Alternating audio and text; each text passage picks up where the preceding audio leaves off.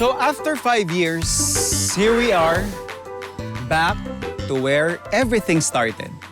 Literal yan, para sa akin. This was December 3rd week ng 2020 when I got the call na pwede akong mag-audition sa isang ginagawang cooking show.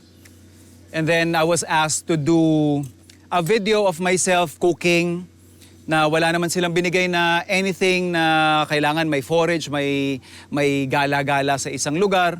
So what I did, I asked one of my friends kung pwedeng pumunta doon sa farm nila para makagawa ng parang content.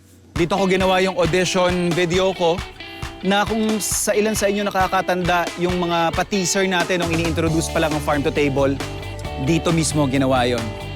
Parang nakakatuwa lang kasi malapit na yung 5th anniversary ng Farm to Table.